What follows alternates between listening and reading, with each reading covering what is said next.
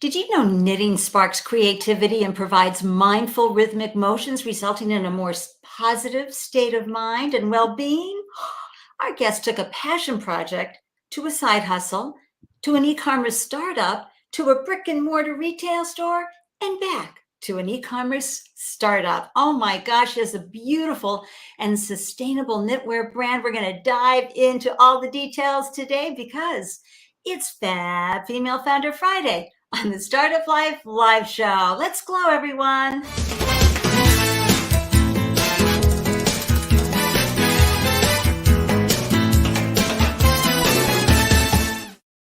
Hello and welcome to the Startup Life live show. I'm your host, Ande Lyons, 4 times founder and startup champion to founders around the world. And after raising 4 businesses of my own, I have such a deep appreciation and firsthand knowledge of what you founders are facing every single day, the challenges that are coming your way, the opportunities that are coming your way, and the high levels of uncertainty that you are navigating every single day. And I'm, 1 minute, right? You're popping the champagne like, yay. And the next minute you're into the champagne crying away because who knew that was going to happen? You can't anticipate the things because you're never prepared. All right. It's kind of like raising a kid. You're never prepared for that baby until they come.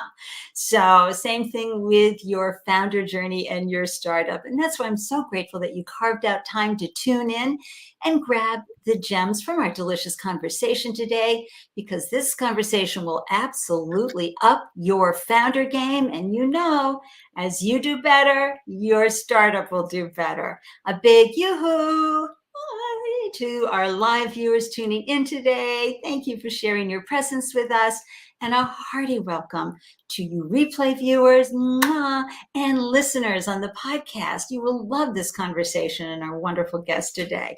If you are tuning in from YouTube and you haven't done so already, please subscribe to the channel. It will help increase our impact and help us reach more founders around the world. And if you haven't joined the Meetup group yet, hop on over to the Startup Life Live Meetup group. The link is in the show notes, and you can see the QR code and the link right here on the screen. This way you'll receive all the details and scoop about every person that we're interviewing on this show. It's so much fun to get that in the email box. So let's go through some Ande-licious announcements for a second, okay? Because there's opportunities out there for you to help you succeed. And one of my favorites, as you know, is Arlen's Academy. I'm telling you, this is FREE, free. Everything you need to know about launching a successful business all in one place. You know how generous Arlen is, and you know how much I love her book right behind me there. It's About Time. Every founder should be reading that, just saying. But hop on over to the Academy, because there are these wonderful videos and audios that you can listen to and watch that will help your business drive forward.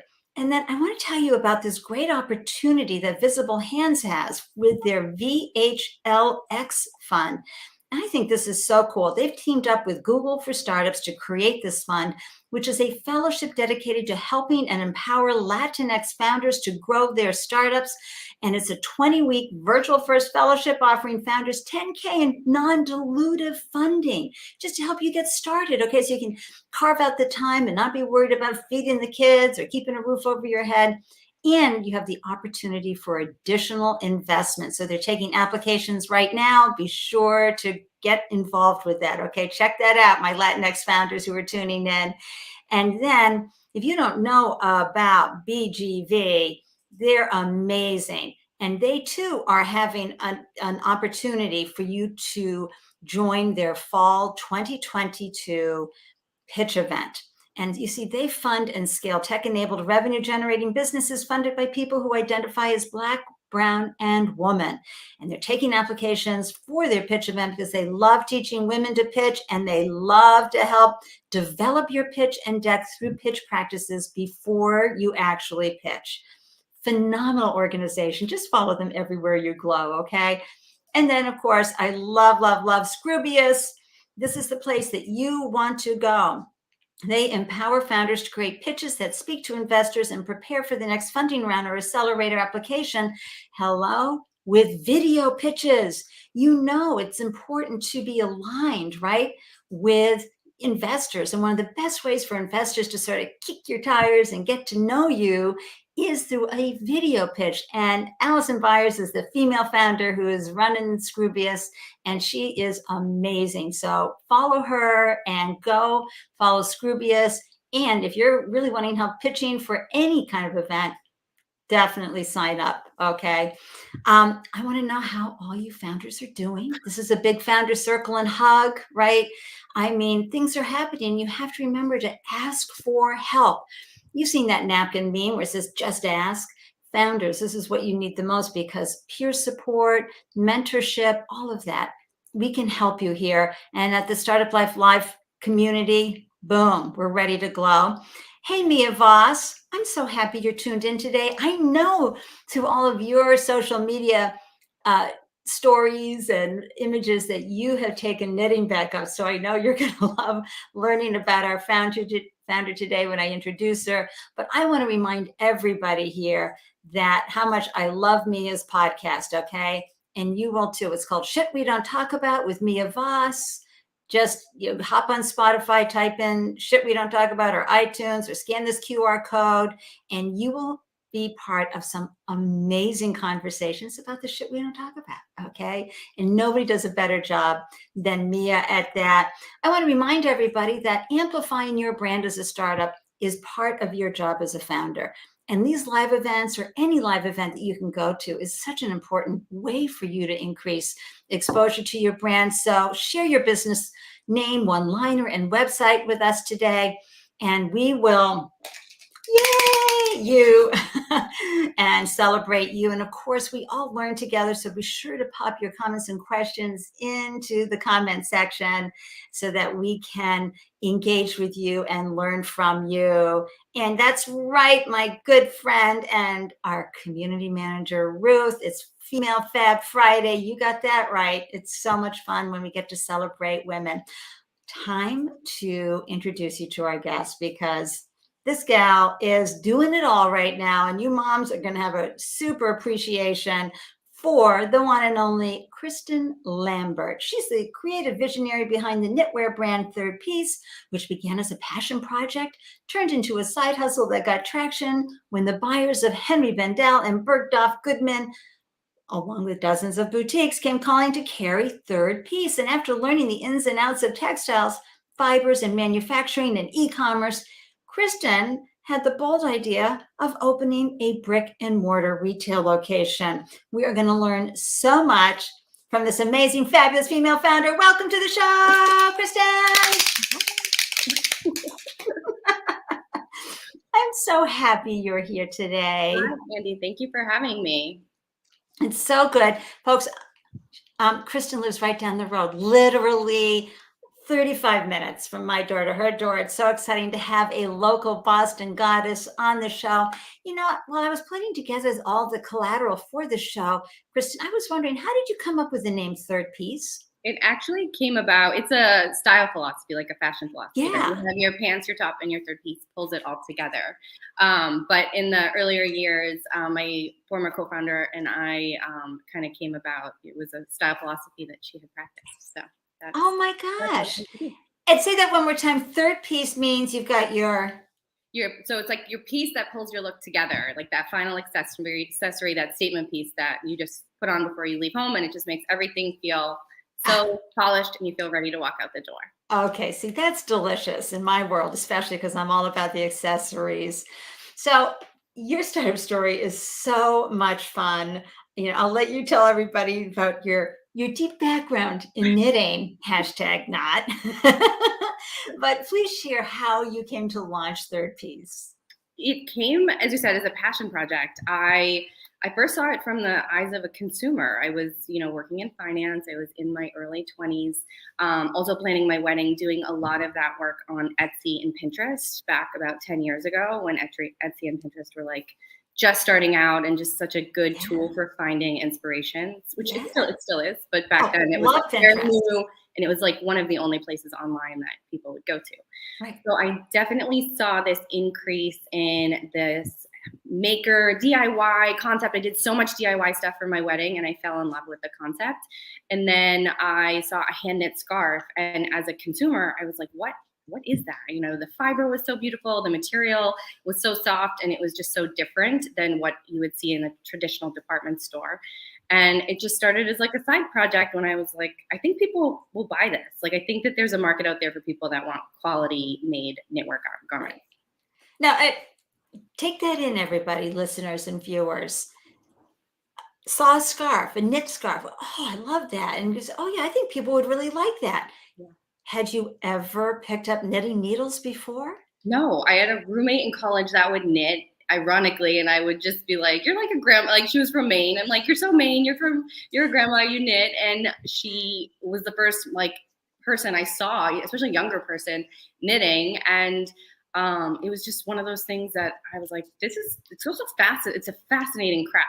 Like, when you see people doing it, like, that was one of the things that I was like, you take your hands and 2 needles and you make that with it. Like, you have the ability to do that. And I was like, you should do, like, when I saw knitters and people that had this talent, I was like, don't hide that. Like, don't sit on your couch and make that. Like, you need to share that with the world. So that was the other thing that like got my business brain going, that there's really creative, talented people out there that work with their hands that could do something with it that maybe they're not thinking of. Hey, I'm feeling a stitch that on a pillow moment right there. Okay. When you said, what did you say? Don't sit on the couch. Don't let that, what did you say? Yeah, like, don't waste that talent. Don't sit on the couch and just like, knit it for your grandkids that maybe aren't your grandkids aren't appreciating that 8th hat, but like some woman that is going to Vermont this weekend may. So exactly. So here we go, folks. Don't waste that talent. We tend to poo-poo that, as you said, it falls into the category of grandmother, right?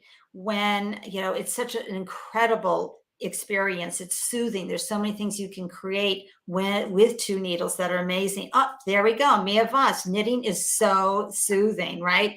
And Mia says, I used to make drunk scarves for my friends. I'd sip wine and knit, and they were always crooked and quirky. Quirky scarves. Thank you for that. Yeah, I love that. Oh my gosh. But had you came up with this idea, it became a passion project, which is, wonderful. But had you had any experience with entrepreneurship? Did you grow up with entrepreneurs, or were you that one in 3rd grade hustling product to kids? I mean, I would say the latter. I would say I definitely from an early age knew that I had to work in order to get what I want and go in where I wanted to go. It was definitely ingrained in me from a very early age that, work was the way out. I came from a household raised by a single grandmother who didn't have a whole lot. And she basically was like, you want that? Then go get a job. So I started like slinging newspapers, and in like 4th grade, I worked at my local farm grocery store down the street. I worked at the Shaw's supermarket. I've been working since I was 10 and just really knew the value of hard work and the role of money in my life to get where I wanted to go. Yeah. And see, and I loved your grandmother's advice. You want that? I want that for you too. Go figure out how you can earn money to make that happen. Solve that problem. You're like, okay, I'm on it. Yep. And you were motivated and driven. Some of us are just wired that way. What I really love about your story too, Kristin, is that we hear this all the time in the capital raise, the angel investors and anybody who's fundraising for their business.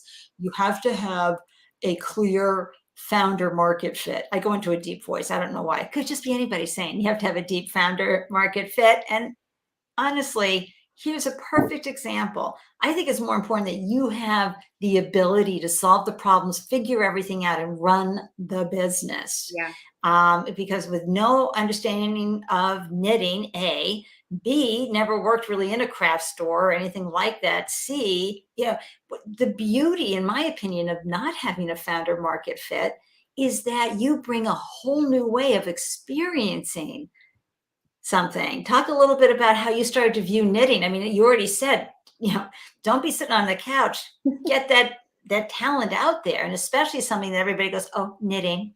Yeah, that whenever I pitch the company, and I've been pitching it for years, and I'm still pitching it to this day, when I'm ever telling it to certain people, mostly men, older men that may not understand it, I get the, oh, knitting. And I'm like, it's a huge market. People that knit every day. It's part of their life. And it's something that means so much to this audience of people and this growing audience of knitters and makers. And it's not just women, it's men too. There's something there that is so beautiful beyond the craft. And if you just kind of remove that craftiness element to it, you can see how powerful it can be. From as simple as you can make a garment, it can be therapy for you, it can craft like a side business for you. Like there's definitely more than what you think in your head. And I love being able to share that. And that's what inspired me over the years when I met these women that knit every day. And I would ask them so many questions, and I was just so intrigued by them in terms of what the craft meant to them. So talk about the process of going from, oh, I just love this. And, maybe you were sipping wine too, and coming out with some quirky scarves. That's oftentimes what my scarves and my garments look like. Although I've gotten a lot better, but in the beginning, it is, it's something that you're just trying out, and it takes a long time for it to become an art form, which for a lot of people it does become. Yes. And folks, you don't have to be, you can still be soothed. And let me tell you, one of my favorite things to knit was the throw on the couch.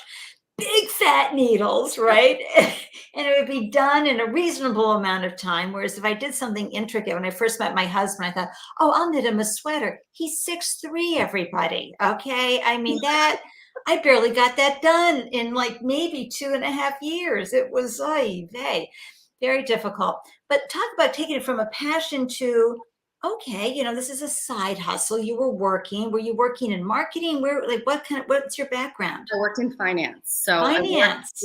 So I worked in the world of finance. I did that out of school for almost 10 years. I went back to grad school, got my MBA. All of that was kind of in the midst of the financial crisis from 2007 to 2010. And that was when I was just like, oh, there's got to be more to life than this. Like the cubicle dread of getting up and getting on the bus and trucking downtown, because I worked in like one of the big buildings downtown. And it was great financially. I traveled a lot, and I had what I thought was my dream job, but I was still really unhappy. Like I still felt like that if I had to do this for the rest of my life, I just don't see it. I couldn't envision it. And if I did envision it, it made me just feel like this isn't how I want to live.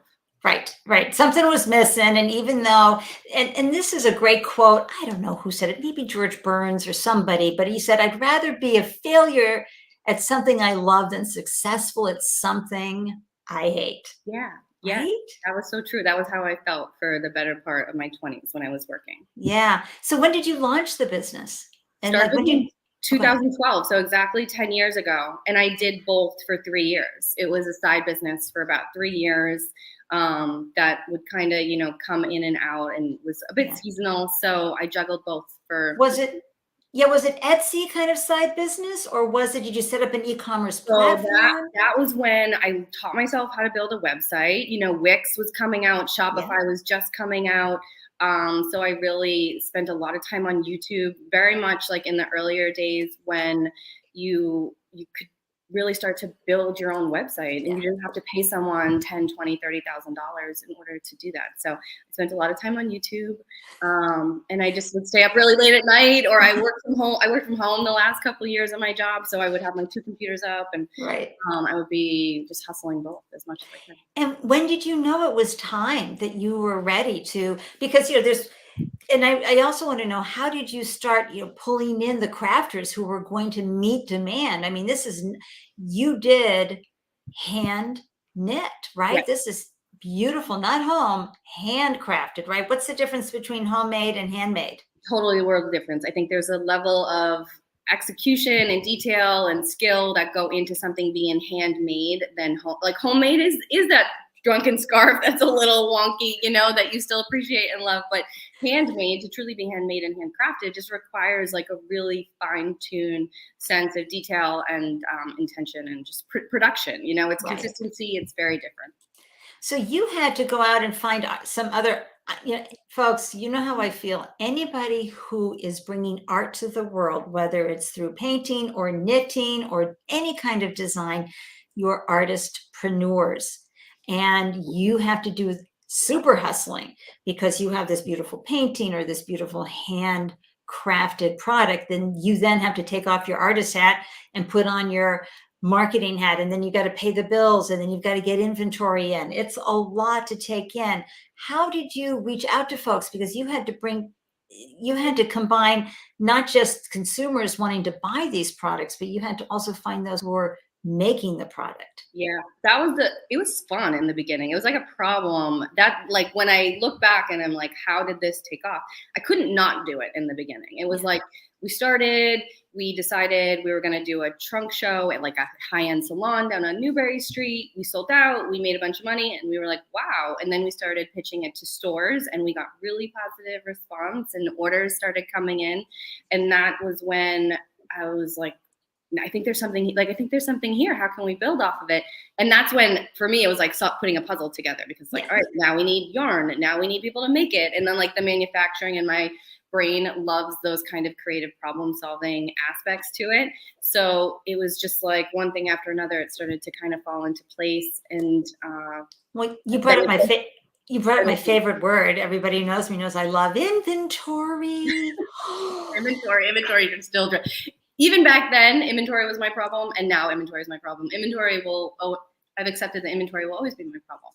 I really feel sometimes, I envy the tech companies, because everything's in the cloud. Managing the inventory, folks, is an art. You become a conductor. Yep. Okay, bring in the yarn, and then bring in, it's just managing it all. How did you source your yarn? Because as someone who knows where all the beautiful yarn is versus what you're going to get at Michael's, how do you find the good stuff? Oh, it takes time. People don't like to divulge their sources. It takes going to trade shows. Year one was I called every yarn store and I bought this one type of yarn. Year two was I went to like the company that made the yarn and I got direct from them. And then that's what put me on a very specific path, because the second year I had a whole bunch of orders to fulfill. The business had grown like 4 times. I was like, yeah, this is awesome. We're going to like have an awesome holiday season. And then I got a call in August or July that the yarn wasn't coming in because they tried new dye, and then it was like, it failed. So all my orders and all my yarn that was coming in for August to be made for hats and scarves through October wasn't coming. And I was like, this is the business. Like, what am I going to do? It's unacceptable. Yeah. Inconceivable. So that was like the first aha moment when I was like, I need my own line. I need my own line of yarn. I need to work with a mill. I need to figure out supply, like sourcing, supply chain. And then that took me on a 3-year journey to find factories, mills, agents, brokers, logistics, the whole shebang. Can I just take a moment? I'm having an Andelicious moment here, folks, for so many reasons. Okay, let me just bring it on.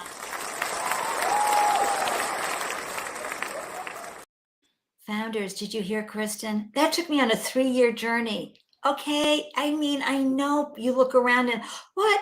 They launched and they sold within 3 years? Year and a half. No. The businesses take time. It'd be like birthing the baby and then say, oh, they're walking and ready to go to college in 5 years. What? No, your business takes time, and certain businesses are going to take longer.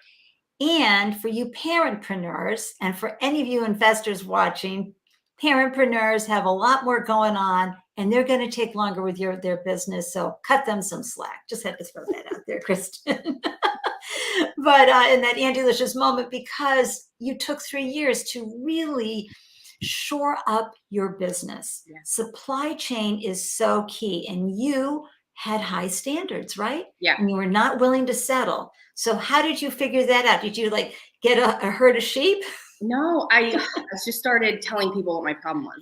Like when you say to ask for help, that is one of the things that whenever I would talk about my business, I would just say, I'm really struggling with being able to find the materials to make X, Y, and Z. And someone would say, oh, so-and-so works here. I don't know if they know anything about sweaters, but they make sneakers. Maybe they know someone. Or so-and-so works at TJX. Or, my former friend from college works at Talbot's. So I just started meeting people that somehow had some affiliation with either manufacturing or the fashion industry. And then I would just tell them what I was looking for. And then I got pointed in certain directions. And that was how it kind of came out. And like you said, I ate a lot of money buying bad yarn, or I put a small batch in and it was too rough or too scratchy or didn't look right, and I lost some money, and I had to accept that. And then I finally found some of the right partners, and then it took a long time. It does take a long time. And again, excellent founder advice, everybody. I'm just doing a lot of clapping today because this is incredible founder journey advice.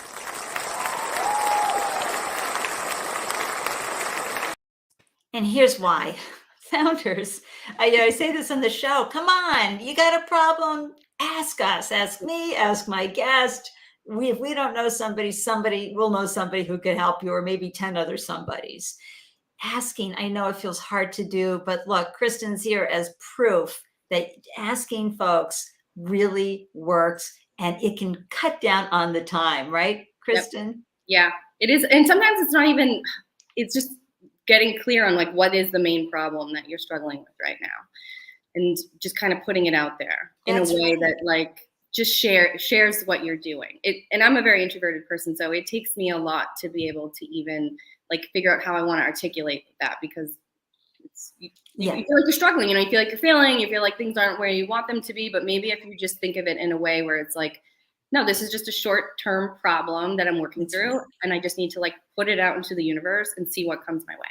And also sometimes trying to articulate the question helps you get better at finding the answer, because you're being curious. I wonder how I do this. And then someone's going to come back with, well, have you thought of that? And you're like, duh, no. Yeah.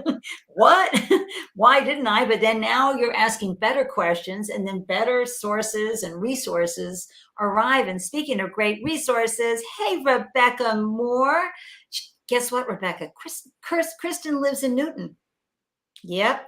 Rebecca lives in my Lexington. office is in Newton. I live in Charlestown. My office is in Newton. Oh, okay. There we go. So Rebecca is Lexington and has a wonderful coaching practice for women founders, female founders, and a wonderful test kitchen where female founders can come together and test their beta ideas and all their other ideas in a really safe space with Rebecca as the facilitator. It's quite wonderful. And I know Rebecca's going to share her URL and name of her business with us, so we can go, yay, Rebecca, and also Tammy, local, yay. And I really want to add Rebecca's other question here. I mean, she's a founder as well, seasoned founder, and a coach for female founders, but she's saying, yes, there is no shame in asking for the right help. The best way to grow faster and, as we say in Boston, wicked smarter. That's so great. So now you have gone from passion to side hustle to, oh my gosh, who knew about all these parts and pieces? But any great creator will tell you, do not settle and continue to hone your craft and your skill set. How else, other than your own self-funding and bootstrapping, how else did you fund your business along the way?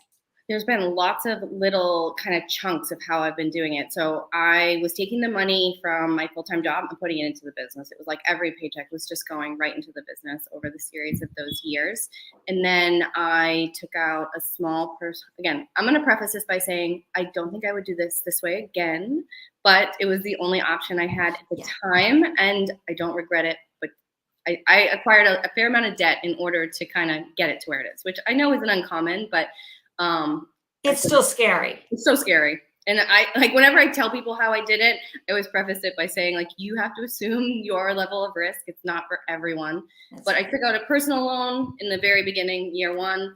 Then I ended up putting a lot on my credit cards. And because I was working in finance and making a lot of money, I thought that I could, extend myself in that way. It took about 3 years, and eventually I was able to get an SBA loan and a line of credit to fund some of these things. I did have some friends and family that came in with a little bit of help in the earlier years, and I had a business partner and some other business partners that had put some money in. So I kind of learned all those lessons with debt, business partners, working with the right people, budgeting, the hard way in the earlier years. And that was one of the things that kind of got me to where I am. Yeah. And how did you figure out margins? Because you're talking about getting the yarn in. Did you get orders in and then give the order to a knitter? Is that how, talk about the process of how you So sold? I margins was hard, especially in the beginning when you don't work in the industry. I would ask a lot of people. We worked with some agency folks that had done a little bit of wholesale that helped us put together. So when you sell into stores, you create what's called line sheets and lookbooks, and it's essentially your catalog that you hand off to buyers, and you have to have your pricing built in. And certain stores, especially once you think about getting into business with a Nordstrom or a department store, they want triple the margins. So you have to work backwards and build all of it in to make sure that you're setting yourself up to be able to scale. So oftentimes I went into it with the assumption that even over time, I'm going to be able to get cheaper yarn, but my labor is kind of what it is with it being handmade. So you roll it out. You try to calculate your materials, you calculate how much time, and then you look at wage rates. And I created crazy Excel spreadsheets. And that was some of the elements of the business that in the earlier years, I think my business background and my finance background lended itself to be easier for me, whereas like other creative people get a little overwhelmed with that aspect. For me, I'm like, how long does that take? How much does it weigh? Throw it on a scale. How long did that take you? Like, I would just ask the questions. Yeah. You're like, all right, we're going to price that at $56 and we're going to sell it for $180. And so I would just kind of work that way. And we will find the customer who says, that's a deal. I want that piece of art on my body, that third piece that brings my whole outfit together. Right? Yep. And so and that's so, where like you start to put the puzzles together. yeah, and these are a lot of puzzle pieces, folks. I mean, we've talked about how sourcing and inventory and also finding the knitters, that right there alone is like overwhelming. That was But overwhelming. That was hard. That was really hard. and Year go ahead. 3, we got an order for like 200 scarves and came in August and they had to be delivered by October. So that was giving us like 75 days to make it, which is very aggressive. So I had to hire like 10 people in like a 2 to 3 week span, try to see if they could make 20 units each, and then getting them trained and making sure they're making it right. And the first one always comes out sideways, and then the second one is somewhat right, and then by the third one, hopefully they should be on the right track. So it was a lot of investment and give or take in time. And we call that in the food industry, the scraps and waste that end up falling on the floor. I mean, you buy all your ingredients to make your food product, but there's a portion you have to say it's going to fall on the floor and not be used, right? You have to do the same thing with what you're doing. We're going to have some scraps. We're going to have some of that yarn is just going to go to helping them get going, right? Yep. That is so fascinating. And, my question too regarding when the stores come in, you had to pull together your sales sheet, which I really love. Instead of waiting for artists to provide you with product to sell, you were selling, we need these kind of, give us examples other than scarves of some of the things that, and then we'll talk about your retail store. Yeah, we started out with accessories. Accessories are a little bit quicker and easier. Yeah. You don't have to get into sizing. They're one. So that's scarves or scarves, hats. So we were in Boston, so we were working with a really soft, chunky yarn. We focus on accessories for cold weather. Definitely an approach that is needed for women in colder demographics. And we wanted women to look good and not have to sacrifice style. So we created hats, scarves, and also thinking about functionality. So we had a scarf with a hood on it. We had scarves that had pockets, and really taking a look at knitwear and making it feel very fashion forward and wearable instead of it feeling like something like, oh, you make it and then, it kind of just sits in a drawer. It's not something that feels like incorporated into your wardrobe and into your closet. And so, see, I love that because so often someone sets up a platform and relies on the product coming to them. But no, this is so brilliant about your business model, Kristen. You had your sell sheet, you were able to take it to the stores that were excited. You were at the trade shows, you were at trunk shows, and people are like, I want me some of that. I want that, this. And so you figured out, I'm thinking, who wanted what would be the easiest, starting off with the accessories and then moving into what, vests or sweaters? Sweaters. I went sweaters and then I went back to vests. But sweaters was something I want to do sweaters for so long. I'm such a sweater person, but sweaters are hard. Once you start getting into sweaters, you're talking about like a lot of materials, much more labor, sizing, scaling, measurements, how it fits on the body. the thing that kept many a sweater in my closet unfinished, which is the taking, okay, arms, front, back are all done. Now what do? I don't know. How do I sit that together? Sweaters are like a next level, both from a maker perspective and just, thinking about producing it, and then what customer could potentially be interested in a hand knit sweater at what price point.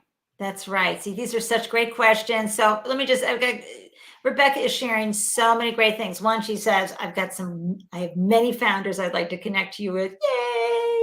And then the shout out, if everybody take a quick look, I'll put the link in the show notes as well. Rebecca's website is inanutshellceo.com, and you can get the info for her Female Founders Test Kitchen, which is her monthly peer focus group and brainstorming session for founders. And founders, the number one thing that I get for how do you get through this tough journey is peer support is the answer. And you can visit founders_test kitchen. Link will be in the show notes and on the screen here for you there. And of course, she's saying your website is gorgeous, which it is. Everybody go visit Third Piece. It's stunning. And Rebecca, this is a great question. She says, Kristen, sounds like your business is a double-sided marketplace. How do you organize, prioritize your marketing? That is such a good point, and that is exactly where I'm going. Thank you for that. That's when I look at what I'm building, what the future looks like. It's definitely building out the marketplace side to it, and that's the future from my perspective. So marketing is now a different beast because the chapter in between where I left off with Ande and where we are now is I had a store. So, I'm bridging the existing audience that I have and then thinking about how to grow it and scale it digitally. And that is taking a look at getting people into knitting first and foremost. I mean, we teach knitting, like we've really opened up this model where you can shop it, you can make it, or you can learn it. That's the offering that we have now. So once we opened up education, it was really the bridge that allowed people to see a little bit more into the work that goes into the knitwear, that goes into the garments. You can learn to make it. You can make it yourself. So can you say that again? Shop it? You can shop it, make it, or learn. So that's what we do today. Okay. So good. Can you take us, and Rebecca, your question is so good, but I want to land on the fact that e-commerce, you had built out your e-commerce, and then you decided, I'm going to have a brick and mortar, not just any brick and mortar. I mean, where was your store located? It was in the South End of Boston. Oh, for crying out loud. That is so gorgeous. And those of you who are local, that that hood, and it's just gorgeous. And how long did you have the store? I had it for 3 years. 3 years exactly. Yeah. I did pop up. So we were going down that very high-end luxury route, just selling the hand knitwear. I started the yarn manufacturing, was able to develop our own line of yarn that really supported the finished products.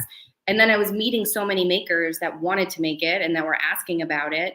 And then eventually the concept opened up to allow people to shop it or make it. We called it Made by Us or Made by You.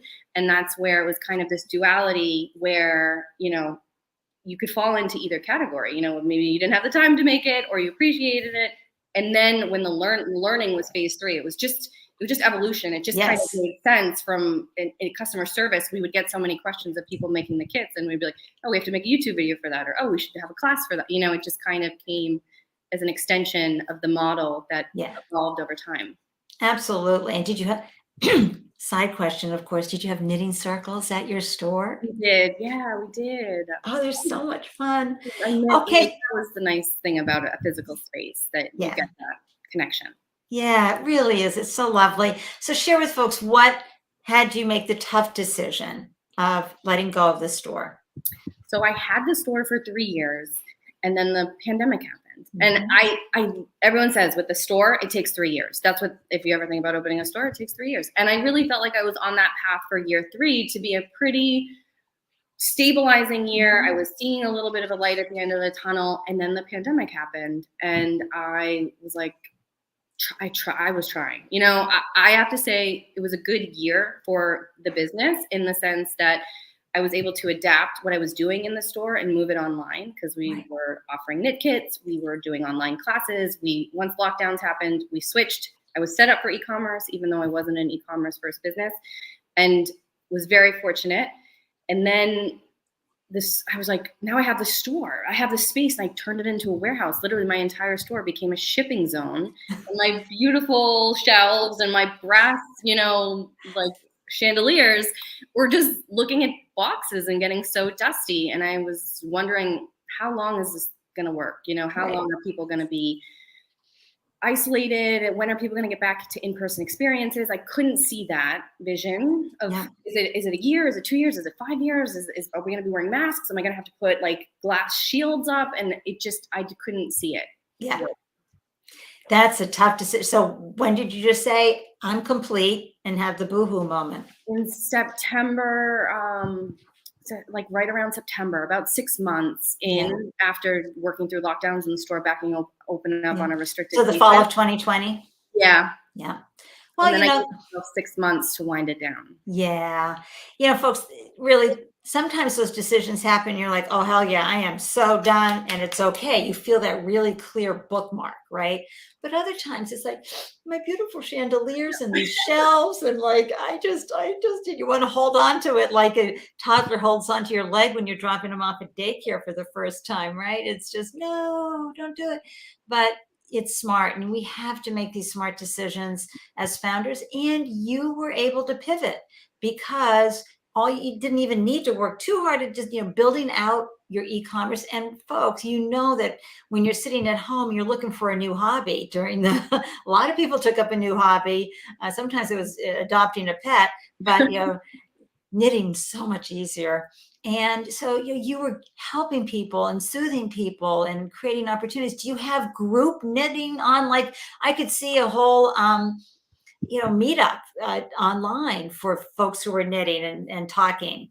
Yep, that's exactly what we started doing. We started doing online knitting experiences. We did the beginner learn to knit class was just so popular. We started offering corporate wellness too. Mm-hmm. So between the private, small group, and corporate, we taught thousands of people to learn to knit over 2020 into 2021. And it was just a really nice way for us to stay alive. It was a very, very useful time for us to learn about what the potential future of the business could look like, as well as offer this creative outlet to new people. But how did you reach folks to let them even know that you had a DIY knitting opportunity or, classes for knitting? It was a mix of, we were able to take the audience and email list we had from the store. We started just like putting the word out. We had a lot of word of mouth support from our existing client base that just really was pushing for us and really cheering us on and admiring the innovation. I have a really amazing team that got me through the pandemic that, they were like, we're here, we're going to do it, and we're going to do it well. And, I had team members just jumping on Instagram and doing everything we could to get the word of mouth. We did give back to nurses. We offered complimentary knitting kits and classes for nurses. And we just tried to find any way we could to support our community because they were supporting us. And it just worked. It was just a very time where there's an influx of support that was almost organic and quite nice in terms of the appreciation we had. Right. And so, where are you today then? Like, where's your focus today? And what does, scaling look like for you with Third Piece? So we've moved entirely online. When I closed the store, that was just kind of like this shift where I said, okay, now I need to take another 6 to 12 months and think about what the future of the business looks like. And hold on. I love how you think. I mean, some people say, I'm going to take 30 days and think about it. No. I tried.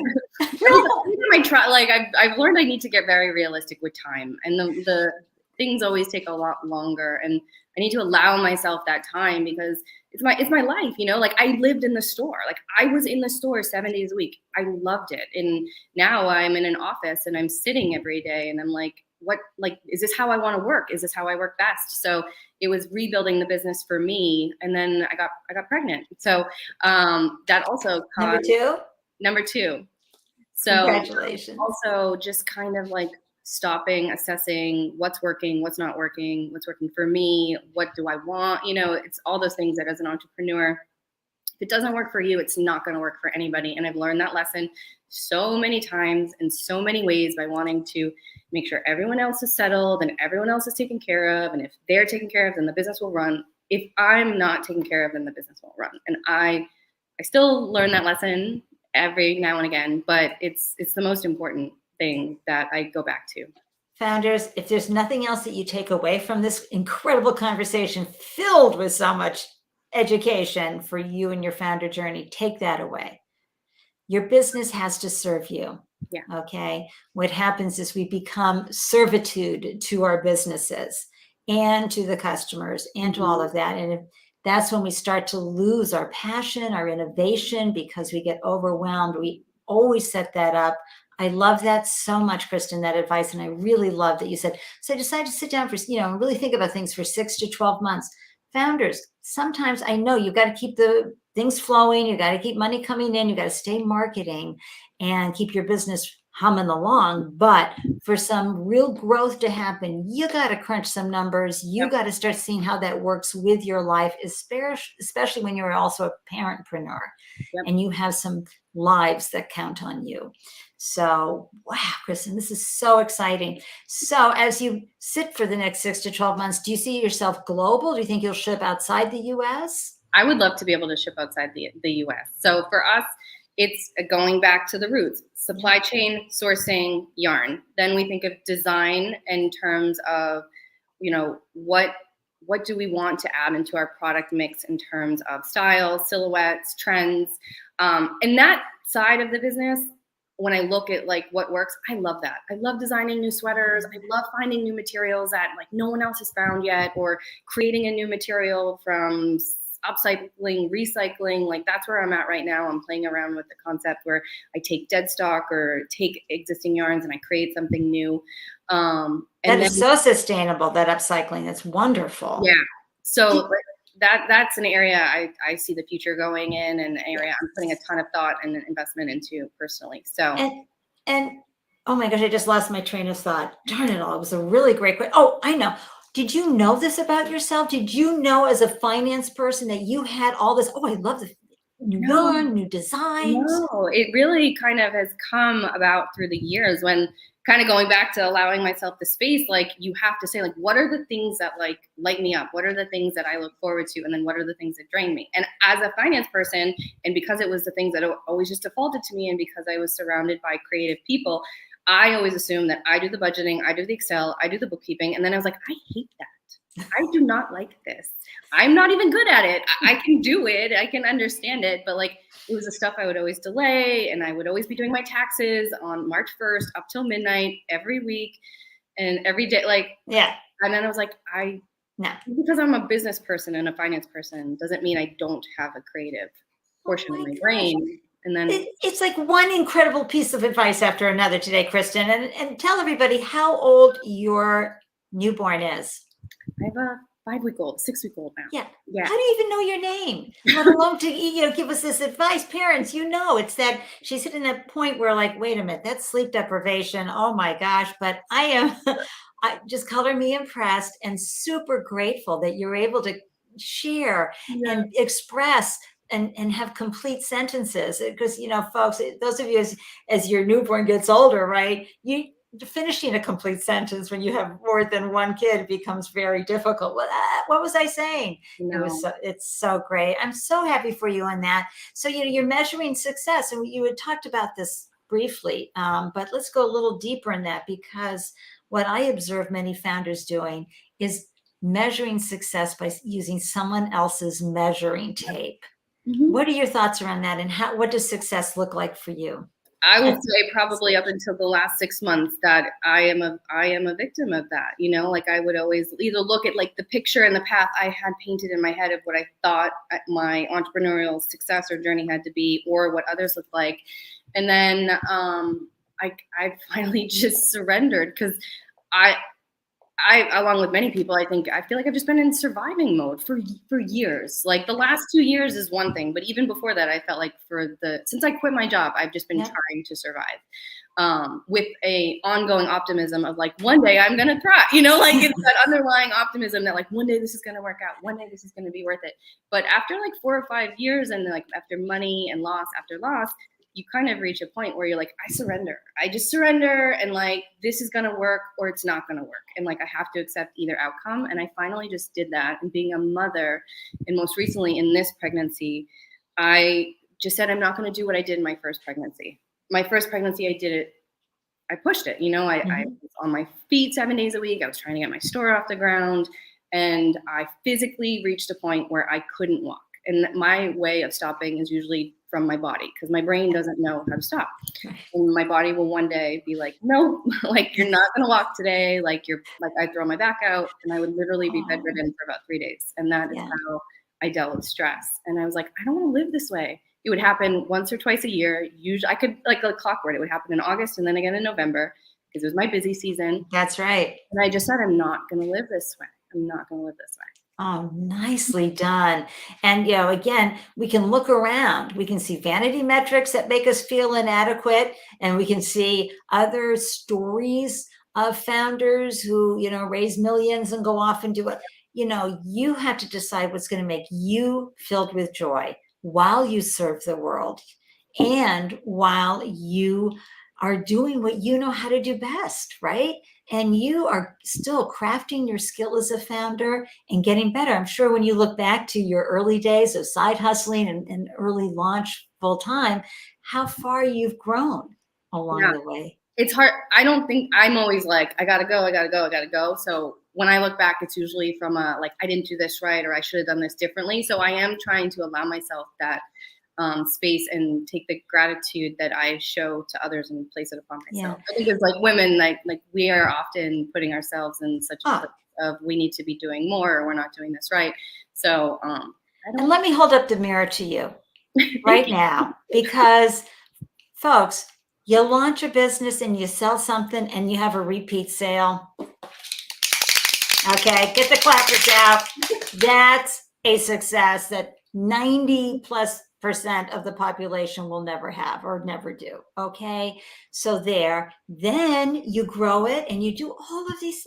It's incredible. You never lose with entrepreneurship. So I just want to say you have been successful. I just look at that store. Okay, look at that store. Doesn't matter what happened at the end of the day. That is a successful experience. You will look back on this and go, I did that. I am really proud of what I've created here. Plus, you have helped other knitters. I mean, that to me is social impact, right? Yeah, I think that, like, the first comment about the store, it is something that I do not regret it. I'm going to be paying for it for a little bit, but I do not regret it. I learned so much, like so many skills, and so much about myself and about people and about community in humanity. Like, I just learned so much that will carry with me forever, no matter where I go in my life and in my career. So I don't regret it. That's right. So when you whether you're pregnant, newborn, or in between, when you are feeling inadequate as a founder, how have you shifted your mindset? What was a good mindset hack that helped you go, oh, all right, I'm feeling down. Here's how I'm going to shift out of that. Yeah, this year has probably been the hardest for me mentally for that. I've probably never wanted to quit more than I have this year. Yeah. So whenever I feel that way, I think about, like, I've started writing it. I have many notepads where it's like, I want to quit today. Like, I don't want to do this today. And then I look at that, and then I think about, like, what are the things that aren't working? And then I read an audiobook. I listen to audiobooks a lot, probably one a week, maybe more, give or take, on how quickly I can go through them. But audiobooks from people that inspire me, that I respect and I admire, people that have made something from nothing. Those are the books that I'm drawn to. Yeah. So I crank those out. I put those on in the car, or I've started walking. This week I started walking. That's my newest physical. Congratulations. So it's blending the, like, mental stimulation that I need with the physical stimulation, and knowing that, like, I don't have to do a crazy boot camp. I'm just going to go for a walk. Like, I don't need to, like, do anything too insane. I just need to take an action that's positive to offset this emotion, and then come back to it tomorrow. Do I still want to quit tomorrow? Like, do I still want to quit on Thursday? So it's just checking in with that, and that is hoping that it's temporary. But that is so honest. And, Many founders will talk about that. And then you'll fall in love again with the business, right? And you'll have like, you know what, this is really good. Or one of your knitters, I imagine, will call up and say, oh, this, and they'll share their wonder, Yeah. like share a typical knitter story, because again, you come up with the designs and then you're helping someone as a gig worker, right? This is the gig economy and the Even artist gig. the people making it, as well as the customers that are making it. But that, you hit the nail on the head. Whenever I have those moments where I'm like, this isn't working, like I just don't know what to do anymore, like I'm going in circles. Yeah. I will get an email or a text from somebody that is like as simple as like, look at my sweater, and like they're like giving, like, it could be a 65-year-old woman sending me a selfie, and I'm like, yes, like this is why I do this. Or it's this woman responding to like one of my emails saying like, I had the hardest time last year. I lost my mother. Knitting got me through these moments. I brought my knitting while she was going to her appointments. And thank you for you and your team for teaching me, or like your yarn is so beautiful. Like I get those emails, and they're always at the worst times of me being in a position of despair, and they come through. Like they're my saving grace. And I have a file that I save them in, and I go back to them. Yeah. So those two are. That's beautiful. I have a Pinterest board. Yeah. A private Pinterest board where I'll do a snapshot and put them up there. Oh, that is outstanding advice. Thank you so much for that. I just want to share this real quickly. Nope, hold on. I know it's in here somewhere. Yes, it is. There it is. Rebecca wants to share another success story with a similar model. It's called Sewing in the City, based in London. She'll be happy to make the introduction. Okay, that's great, great, great. And Rebecca, I agree, such wisdom. What if being in the process of creating and running a business you enjoy is actually success in and of itself? 100%. And Mia just loved how gorgeous your store looks. It's so true. And folks, if you're listening, you can always hop onto the YouTube channel and check out the images, or just go visit Third Piece and Google them. And right, Bruce, the store is so beautiful and inviting. You created that experience, and now you're creating a different experience online, helping people. And I can see that woman whose mom was ill and she had to go to her appointments with her or sit by her bedside as she transitioned, and knitting, kept them both calm throughout that. And it's just a wonderful process. Where you are right now, how can, like Rebecca's offering to make introductions, how can the Startup Life Live community help you with what you're going on and add wind to your sales at Third Piece? I'm rebuilding, like I'm rebuilding e-commerce, and I'm working on building out that digital marketplace to really be like a technology-driven platform where customers can shop, make, and learn. So there's a lot that's going into digital marketing. Like I'm spending a lot of time learning about platforms, like the need for certain infrastructures and technology. So that is what I'm working on over the next 6 months, and really getting the platform and the e-commerce site logistically where I know it needs and where I know I can take it. And then I'm gonna think about fundraising and really think about scaling it and bringing on some partners and backers that can help me do it. Because excellent. That has been the one thing that I go in circles with, and I've done it myself, and I've bought out business partners in the past, and I regained 100% control, and I've just kind of been waiting to get to the point where I know what I'm building and how I want to build it and on what terms, and be very clear about that. So I'm there, I had to have the baby, and now I'm there. Had the baby 5 weeks ago.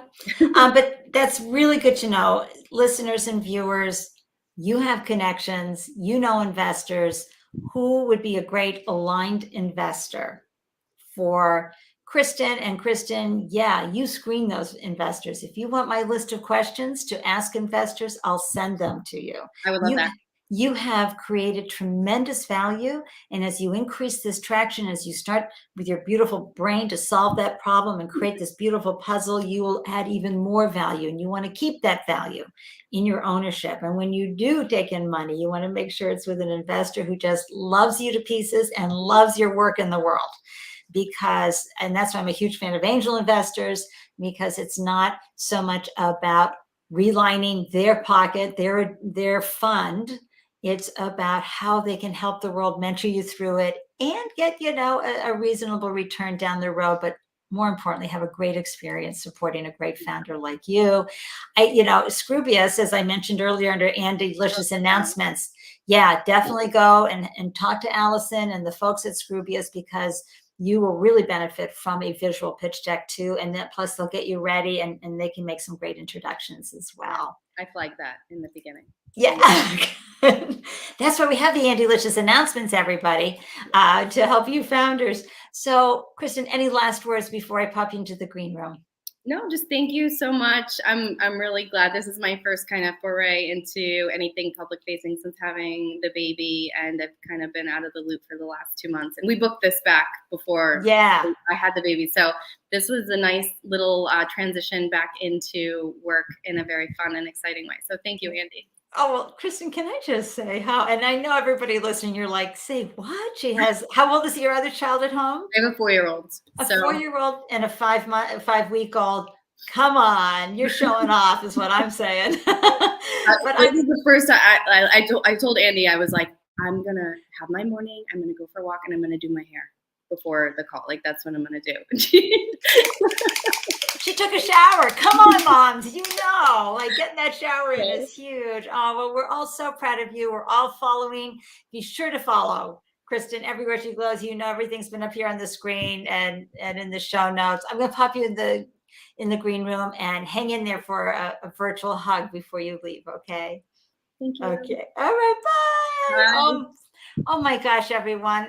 I swear, for someone who just had a baby, we heard one nugget after another of outstanding founder journey advice, and what, the incredible transparency from building the business, what worked, what didn't, taking the time, the missteps along the way, the successes along the way. Do I quit? Don't I quit?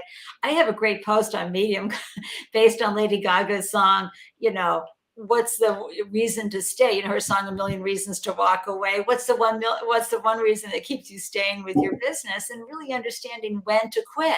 Because Seth Godin has a wonderful book called The Dip, and he talks a lot about when do you know, and setting that up ahead of time. So when you're walking through the valley of despair, you'll know, I said I wasn't going to quit until this happened. That hasn't happened yet. So, those are important things to know as we move forward.